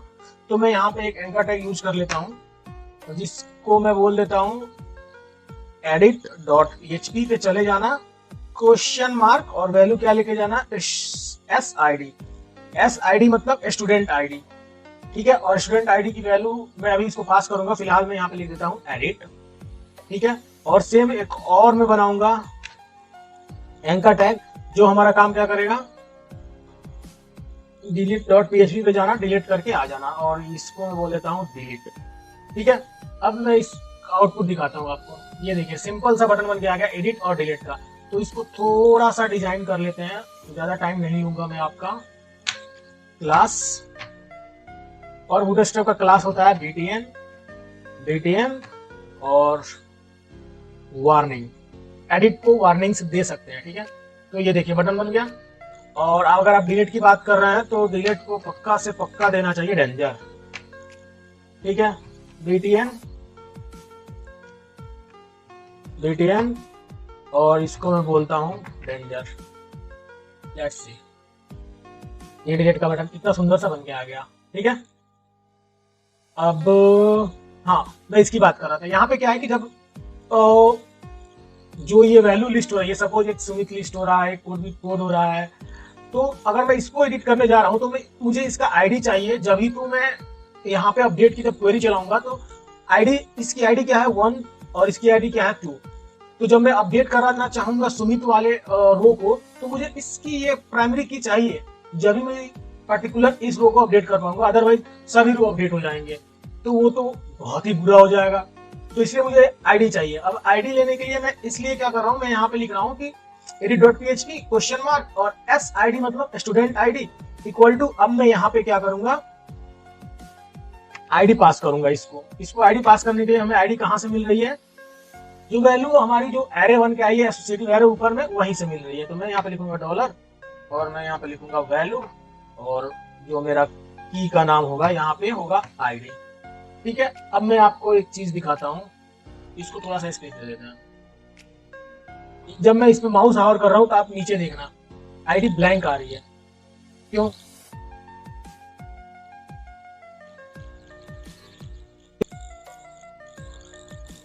कहाँ पे मिस्टेक, ओह, एक्चुअली मुझे इसके अंदर लिखना पड़ेगा, HF जो है इसके अंदर ही मुझे आईडी देनी पड़ेगी इक्वल टू के बाद। तो मैं इसको बाहर क्यों लिख दिया, सॉरी इट्स माय मिस्टेक, मुझे यहाँ पे लिखना पड़ेगा, ठीक है। तो मैं यहाँ पे इसको आईडी दे देता हूँ, यहाँ पे क्या आएगा आईडी, ठीक है। हमारा ऑटो जनरेट क्या है, आईडी है, तो इसलिए आईडी आ जाएगा वहां पे। अब मैं इसको करता हूँ दोबारा से रिफ्रेश, और मैं यहाँ पे माउस आवर करता हूँ, तो आप लेफ्ट साइड के कॉर्नर पे देखेंगे, आप यहाँ पे देखिएगा, जब मैं माउस का आवर करता हूँ तो इसकी आईडी क्या आ रही है 2 और इसकी आईडी क्या आ रही है 1, ठीक है। तो थोड़ा सा क्लियरिटी के लिए मैं चाहता हूँ कि एक और वैल्यू ऐड हो जाए जो कि 3 वैल्यू हो जाए। तो उसके लिए मैं क्या करता हूँ, एक लिस्ट वाले पे ही एक बटन देता हूँ। तो मैं बटन कहाँ पे दूँ, यहाँ पे एक बटन देता हूँ मैं इसको, जो कि ये हमारे इंडेक्स पे चला जाएगा, index.php पे, और ऐड, मैं इसको बोलता हूँ ऐड न्यू स्टूडेंट। ठीक है, तो ये मुझे लेकर चला जाएगा index.php पे, और थोड़ा सा इसका डिजाइनिंग में कर देता हूँ क्लास, और बोल देता हूँ btn info। तो ये देखिए एक बटन बन के आ गया ऐड न्यू स्टूडेंट का, और मैं इस पे जब क्लिक करता हूँ तो स्टूडेंट ऐड करने का फॉर्म खुल गया, और मैं यहाँ पे एक और स्टूडेंट को ऐड कर देता हूँ, सपोज अंकित, और इसका मोबाइल नंबर ये, and save. Data inserted successfully. और फिर से मैं बैक जाता हूँ और लिस्ट स्टूडेंट पे जाता हूँ, तो आप देखिए अंकित भी आ गया ऑटोमेटिक। अब आप एक चीज नोटिस कर रहे हैं, ये 1 ही है सभी में, ऐसा क्यों, ये क्यों नहीं बढ़ा? तो उसके लिए आपको यहाँ पे ये आईडी देनी पड़ेगी सेम टू सेम। मैं किया यहाँ पे कॉपी, फिलहाल अभी के लिए आप यहाँ पे आईडी पेस्ट कर दो, ये ऑटोमेटिक 1 2 3 4 5 हो गया। सपोज अब क्या करोगे, मैं इसको रिफ्रेश करता हूँ। सपोज अगर आप इसको डिलीट कर दोगे और दोबारा से कोई इंसर्ट होगा, तो उसकी आईडी क्या बन गई रहेगी 4, क्योंकि ये 3 दोबारा नहीं आएगा इस टेबल में, उसकी आईडी 4 बन जाएगी। अगर यहाँ पे फिर देखोगे तो 1 2 और 3 नहीं आएगा, 4 आएगा, तो ये गलत है। फिलहाल के लिए मैं इसको आईडी लिख देता हूँ, मैं आगे बताऊंगा कि इसको आप सीरियल वाइज कैसे कर सकते हो। यहाँ पे भले ही बैकएंड में आपकी आईडी 75 70 क्यों ना हो जाए, लेकिन यहाँ पे अगर 10 रिकॉर्ड है तो 1 to 10 ही आएंगे ऐसा। तो अब मैं फटाफट जो बाकी के पेजेस है वो बना लेता हूँ। ये डिलीट का पेज है, पेज नॉट फाउंड, मैं इसको बना लेता हूँ। एडिट का पेज है सॉरी, और ये हमारा डिलीट का पेज है। ठीक है, ये भी पेज नॉट फाउंड। तो मैं फटाफट पेजेस बना लेता हूँ, कॉपी, और कहाँ बनाऊंगा, माई डेटाबेस के पास में ही एक पेज बनाऊंगा और, जिसका नाम रहेगा delete.php, और यहाँ पे मैं php स्टार्ट php को क्लोज करूंगा। यहाँ पे भी मैं इंक्लूड करूंगा डेटाबेस। हम लोग ऑलरेडी डेटाबेस में है, तो यहाँ पे inc में जाना है, फिर लिखना है config। ठीक है, और सेमीकोलन। इतना लिखने के बाद आपको क्या वैल्यू को डिलीट करनी है, तो आप यहाँ पे ये डिलीट वाला है, तो आप डिलीट का भी हमारा जो लाइब्रेरी है वीडियो लाइब्रेरी, उसमें डिलीट का भी ऑलरेडी बना हुआ है। तो यहाँ पे आप सर्च करेंगे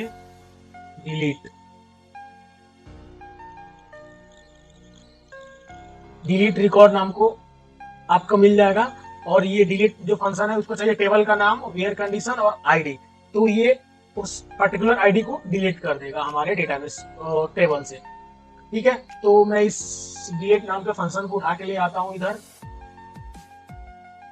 और मैं यहाँ पे लिखूंगा $db, क्योंकि ये हमारे डेटाबेस का ऑब्जेक्ट है, तो मुझे इसको $db और एरो साइन से ही मैं इसको यूज कर पाऊंगा।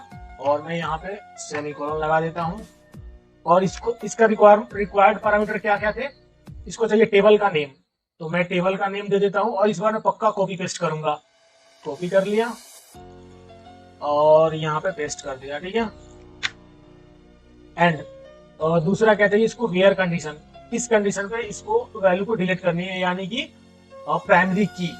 तो जो प्राइमरी की हमारा टेबल का है वो है आईडी। ठीक है, अब आईडी तो है, लेकिन कौन सी आईडी, किस आईडी को डिलीट करनी है, जो कि हमारे टेबल में कौन कौन सी है, 1 है 2 है 3 है, 3 आईडी है, तो आप इसमें से कौन सी आईडी को डिलीट करनी है। तो उसके लिए हमें क्या करना पड़ेगा, आईडी यहाँ पे लेके आनी पड़ेगी। तो आईडी मैं दो मेथड से ला सकता हूँ। फिलहाल मैं यहाँ पे गेट मेथड से लाऊंगा आईडी, और मैं यहाँ पे पहले रिसीव कर लेता हूँ, मैं इसको बोल देता हूँ SID। ठीक है, SID में वैल्यू मिलेगी मेरे को, अभी थोड़ी देर में मैं वहां से पास करूंगा, और फिर मैं यहाँ पे बोल देता हूँ इसको ID। तो जब गेट मेथड से हमें SID में वैल्यू जो मिलेगी, उसी आईडी को डिलीट करना है, तो मैं यहाँ पे लिख दूंगा। ठीक है, उसी आईडी को डिलीट करना है, और डिलीट करते ही, और डिलीट फंक्शन रिटर्न क्या करता है मैं आपको ये दिखा देता हूँ। डिलीट करने के बाद ये ट्रू और फॉल्स रिटर्न करेगा। ठीक है, जब ये ट्रू और फॉल्स रिटर्न करेगा, तो आप चाहें तो यहाँ पे एक वेरिएबल बना के उसमें लिख सकते हैं, और मैं आपको एक और तरीका बताता हूँ कि कैसे कोडिंग में लाइन ऑफ कोड बचाते हैं। यहाँ पे लिखना है इफ और एल्स, और यहाँ पे डायरेक्ट इसको पेस्ट कर देना है। ठीक है, अब ये टोटल लाइन ऑफ कोड क्या रिटर्न करेगा, या तो ट्रू रिटर्न करेगा या तो फॉल्स रिटर्न करेगा। जब ट्रू रिटर्न करेगा तो हमारा ये इफ वाला कंडीशन ट्रू हो जाएगी, जब फॉल्स रिटर्न करेगा तो हमारा ये एल्स वाला कंडीशन ट्रू चल जाएगी, रन हो जाएगा। ठीक है, तो अब मैं यहां पे लिखता हूं इको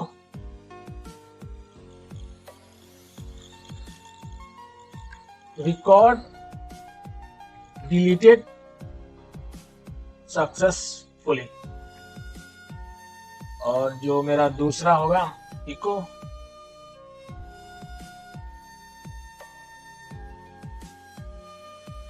डिलीशन फेल्ड।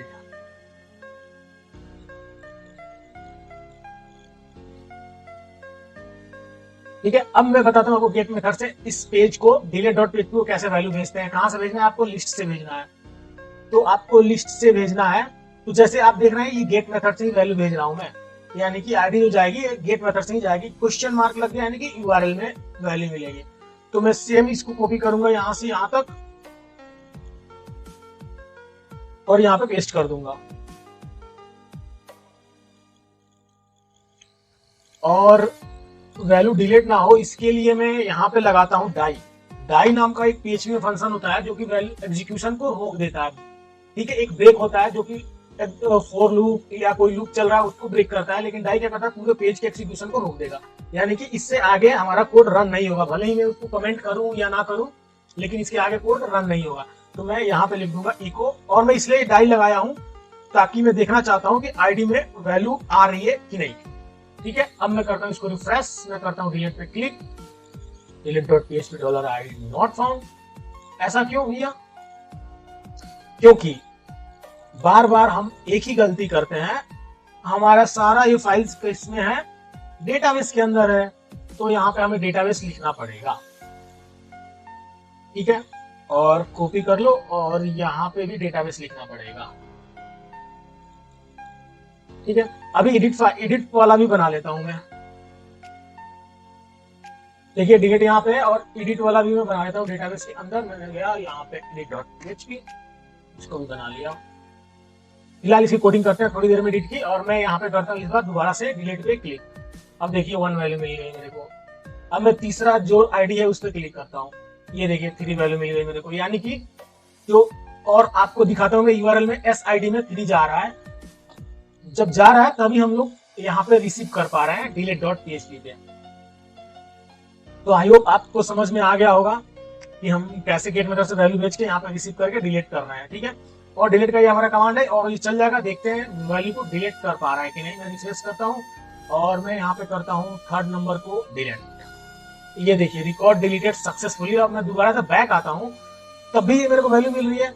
मैं इसको रिफ्रेश करूंगा तो ये देखिए गैप, यानी कि वो हमारा वैल्यू डेटाबेस से अभी यहाँ पे 3 वैल्यू दिख रही है। मैं इसको रिफ्रेश करता हूँ, ये देखिए गैप, यानी कि हमारा डिलीट भी प्रॉपर वर्क करने लगा। यानी कि आप क्या क्या सीख गए? इंसर्ट यानी कि क्रिएट, ठीक है, डिलीट, लिस्ट भी सीख गया, रीड। ठीक है, अब आपको मैं बताता हूँ अपडेट का। अपडेट का 2 तरीका होता है करने का। अगर इंडस्ट्री में कैसी होती है, जिस पेज से डेटा इंसर्ट होता है ना, उसी पेज से अपडेट भी होता है। कहने का मतलब यह है कि आप यहाँ पे डेटा कहां से ऐड कर रहे हो? index.php से, राइट?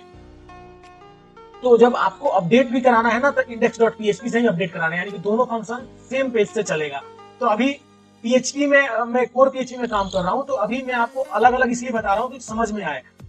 फ्यूचर के वीडियो में हम देखेंगे कि एक ही पेज से इंसर्ट और अपडेट दोनों का फंक्शन कैसे अलग अलग करके कॉल करते हैं, वो देखेंगे। फिलहाल मैं एडिट का एक न्यू पेज बनाया हूं, और जब मैं एडिट का न्यू पेज बनाऊंगा तो सेम मुझे इसी के जैसा फॉर्म चाहिए।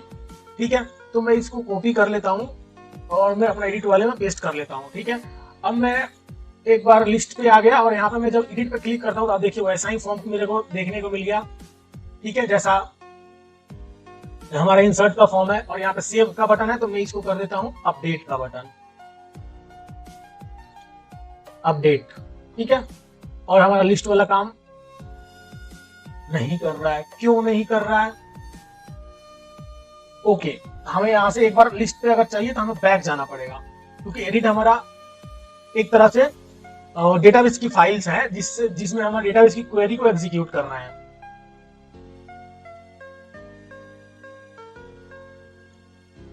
ये लिस्ट वाला डिलीट करना है, मतलब लिस्ट वाला नहीं आएगा। ठीक है, तो मैं यहाँ पे कर दिया इसको अपडेट, अब इसमें क्या है कि इस आईडी में जो भी वैल्यू होगी उसको रीड करके यहाँ पे फिल करना है, ठीक है। तो इसके लिए भी मैं यहाँ पे सबसे ऊपर PHP का टैग स्टार्ट करूंगा एंड क्लोज करूंगा और फिर से मैं कनेक्शन करूंगा।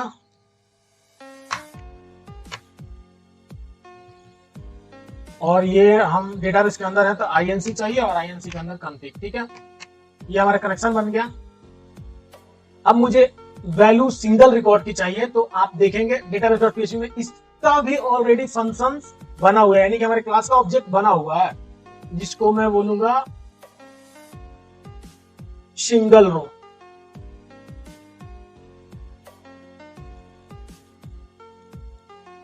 फैच सिंगल रो, ये देखिए ऑलरेडी बना हुआ है फंक्शन फैच सिंगल रो। तो मैं इसी फंक्शन का यूज करके एक पर्टिकुलर एक रो की वैल्यू को कैसे रिट्रीव करते हैं मैं वो बताता हूं। db और ये हमारा क्लास का ऑब्जेक्ट है सिंगल रो, मैंने यहाँ पे इसको बना दिया फंक्शन। और इसका रिक्वायर्ड पैरामीटर क्या है? इसका required parameter table name, column के नेम और वैल्यू, ठीक है। तो मैं यहाँ पे टेबल नेम दे देता हूँ और पक्का मैं कॉपी करके लाऊंगा टेबल नेम। कहाँ गया, किस पेज पे होगा, ये रहा, ठीक है। ये हमारा टेबल का नेम आ गया और इसको चाहिए क्या, कॉलम का नेम, यानी कि जो प्राइमरी की का जो कॉलम होगा उसका नाम। तो हमारा प्राइमरी की कौन सा है इसमें, आईडी। और वैल्यू क्या रहेगी, यानी कि जो गेट मेथड से मैं वैल्यू भेज रहा हूं इस पेज पे, वो वैल्यू रिसीव करके यहाँ पे मुझे पास करना पड़ेगा। जैसे डिलीट के लिए अभी अभी देखे थे लोग, तो यहाँ पे देखिए SID में क्या आ रहा है, 1 आ रहा है, इसकी वैल्यू यहाँ पे मुझे फिल करानी है। तो मैं क्या करूंगा, यहाँ पे डॉलर, और जो URL से वैल्यू रिसीव करने के लिए हम गेट मेथड यूज करते हैं, मैं पीछे के वीडियो में बता चुका हूँ। और यहाँ पे मैं करता हूँ $ID में रख लिया इस वेरिएबल को, इस वैल्यू को $ID में रख लिया और $ID को मैं क्या करूंगा, पास कर दूंगा। इसको पास करूंगा, जो हमारा फैच सिंगल रो वाला फंक्शन है उसको मैंने पास कर दिया और ये हमें रिटर्न कर देगा सिंगल रो।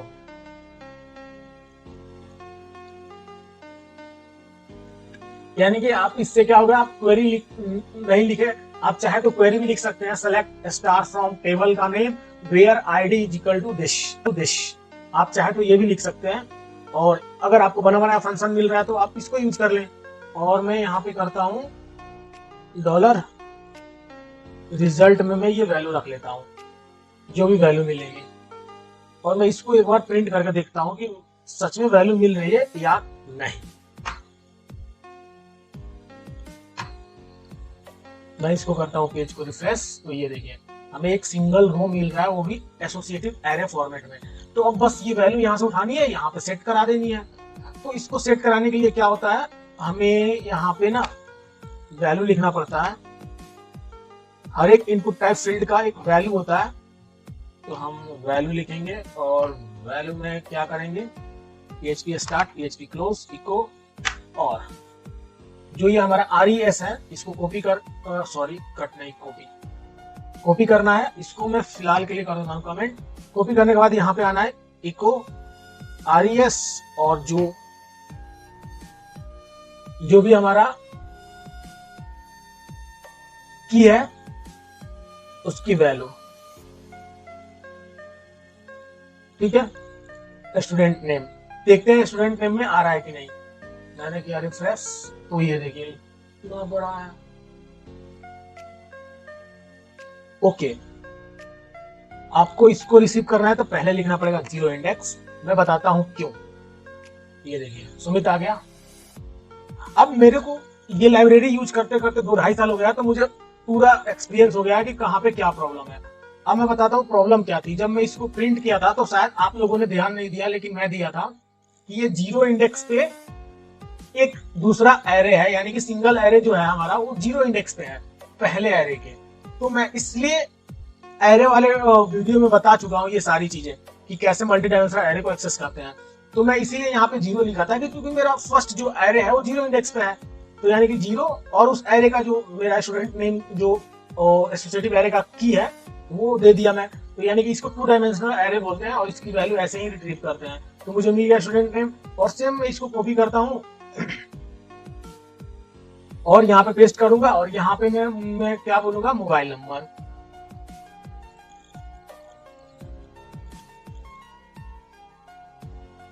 मोबाइल नंबर, ठीक है। अब मैं इसको दोबारा से करता हूँ रिफ्रेश। देखिए दोनों वैल्यू सेव हो गई। अब मैं दूसरी लेके आता हूँ कोड विद कोड को। मैं किया इस पे एडिट पे क्लिक, तो ये देखिए कोड विद कोड और उसका मोबाइल नंबर सेट हो गया ऑटोमेटिक। अब मैं इसको कमेंट कर देता हूँ। आई होप कि आपको ये समझ में आ गया होगा कि मैं क्यों 0 लिखा हूं, ठीक है। अब जब हम अपडेट बटन पे क्लिक करेंगे तो हमारा ये देखो एक्शन कहाँ पे जा रहा है, माई डेटाबेस डॉट php और वैल्यू उठा के वो डालेगा, लेकिन वो तो फिर दोबारा से इंसर्ट कर देगा माई डेटा डॉट php जो हमारा। इसको आप माई डेटा ना बोल के ना एक काम करो, आप इसको बोल दो इंसर्ट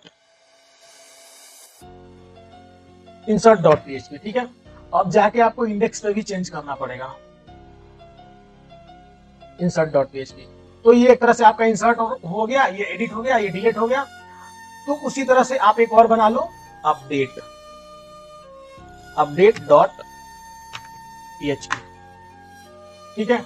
अब जब आप अपडेट डॉट php बना ही लिए हो तो जो एडिट का जो एक्शन होगा वो अपडेट डॉट php पे होगा। अपडेट डॉट php पे जो भी एक्शन होगा अपडेट डॉट php होगा। यानी कि ये वैल्यू सारे सेव हो गए, आप जो चाहो चेंज कर लो, कोड विद कोड कर लो, आप लास्ट का कोड हटा के। अब जब अपडेट पे आप क्लिक करोगे तो हमारा जो एक्शन होगा वो किस पेज पे जाएगा, अपडेट डॉट php पर। अब अपडेट डॉट php में मैं कोड लिख दूं जो हमारा वैल्यू को उठा के पोस्ट मेथड से और अपडेट कर देगा हमारे डिजायर्ड आईडी पे, ठीक है।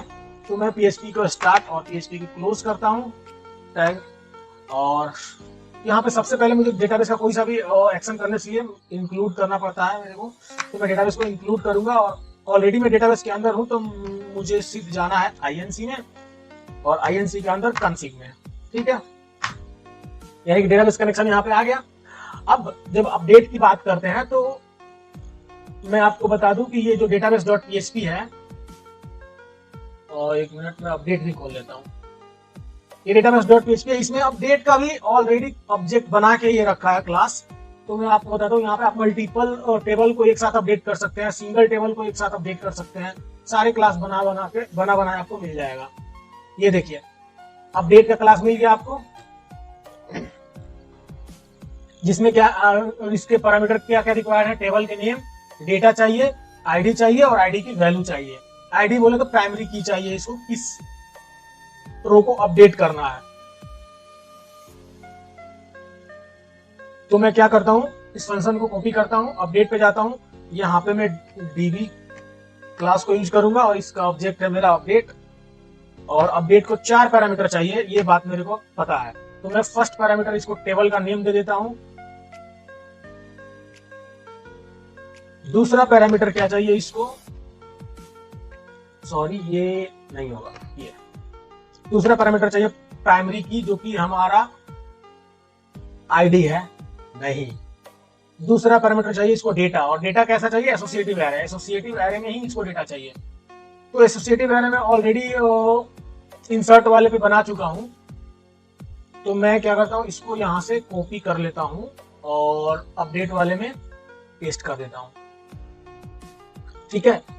और जो वैल्यू मैं रिसीव कर रहा हूं पोस्ट मेथड से, मैं उसको भी यहां से इंसर्ट वाले से कॉपी कर लेता हूं, क्योंकि सेम जैसे ही आप सेव पे क्लिक कर रहे थे तो वैल्यू पोस्ट मेथड से आ रही थी इंसर्ट डॉट php पे, वैसे ही आप अपडेट पे जब क्लिक करेंगे तो वैल्यू पोस्ट मेथड से हमको मिल जाएगा अपडेट डॉट php पे, ठीक है।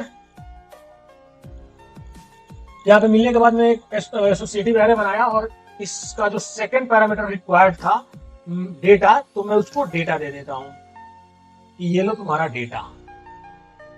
और उसके बाद में प्राइमरी की बता दिया इसको आईडी, और यहाँ पे मेरे को आईडी भी बतानी पड़ेगी, ठीक है।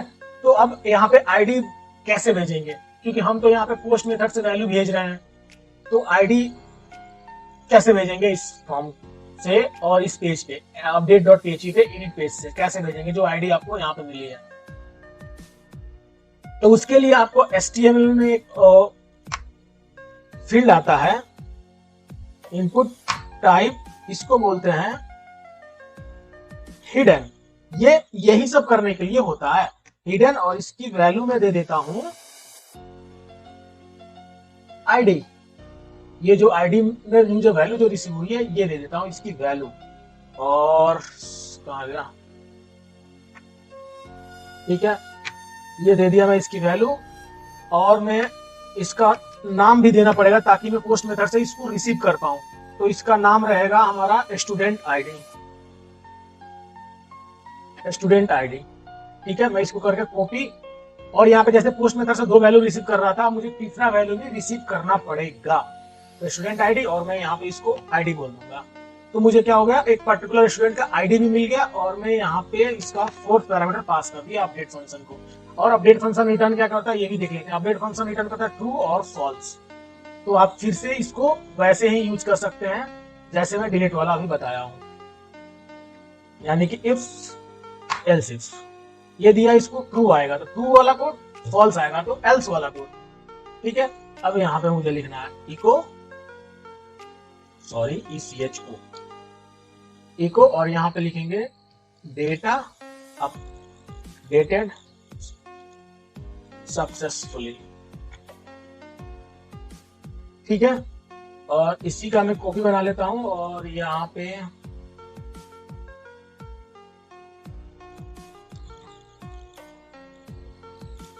Updation failed. ठीक, तो आपको समझ में आया आईडी कैसे मिला इस पेज पे। एक हिडन फील्ड बना लिया मैं फॉर्म के अंदर, और उसमें मैं आईडी दे दिया जो कि मुझे गेट मेथड से रिसीव हो रहा था इस पेज पे, और उसका नाम दे दिया, और नाम से मैं रिसीव कर लिया यहाँ पे। ठीक है, अब हिडन फील्ड की वैल्यू मैं दिखाता हूँ। एक बार मैं इसको रिफ्रेश कर दूं, ये देखिए 2 वाली आईडी यहाँ इसमें सेव है, और मैं एक बार इसको इंस्पेक्ट करता हूँ, और मैं इसको क्लोज करता हूँ, और मैं कंसोल नहीं एलिमेंट में जाता हूँ। तो ये देखिए इनपुट टाइप हिडन, लेकिन इसकी वैल्यू ब्लैंक है। क्यों? ओके ओके ओके, मुझे यहाँ पे इको लिखना पड़ेगा, सॉरी। ठीक है, अब मैं इसको करता हूँ रिफ्रेश, तो अभी हिडन फील्ड की वैल्यू देखिए 2 हो गई, क्योंकि यहाँ पे आईडी क्या सेट है 2 है। अब मैं जब अपडेट पे क्लिक करूंगा तो हमारा ये सारा डेटा उठ के जाएगा update.php को, और ये अपडेट कर देगा। चलिए चेक करते हैं। मैं मोबाइल नंबर को ना चेंज कर देता हूँ, मैं मोबाइल नंबर को पूरा मैं 0 कर देता हूँ। ठीक है, और मैं करता हूँ अपडेट पे click, is not found just because of update.php। कहां बना है update.php?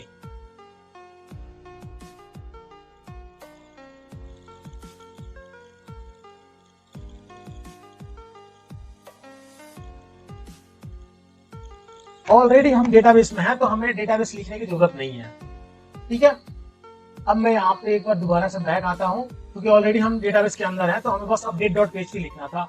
और फिर से मैं इसको करता हूँ रिफ्रेश, तो हमें वैल्यू तो फिल मिलेगा क्योंकि ऊपर में आईडी हमारा है, और मैं सभी में दोबारा से 0 डाल देता हूँ, और मैं करता हूँ अपडेट पे क्लिक, डेटा अपडेटेड सक्सेसफुली।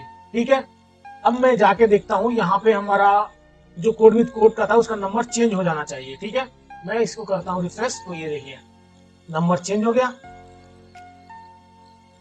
और हमारा वैल्यू भी रिफ्रेश हो गया। अब मैं यहाँ पे आता हूँ, तो यहाँ पे देखिए ये भी वैल्यू रिफ्रेश हो गया। तो आई होप आप थर्ड ऑपरेशन पूरी की पूरी सीख गए PHP से, और मैं आगे के वीडियो में बताऊंगा इसको जावास्क्रिप्ट से और ही अट्रैक्टिव और ही स्मूथ कैसे बना सकते हैं। ठीक है, फिलहाल यहीं पे इस चैप्टर को खत्म करते हैं। Thank you.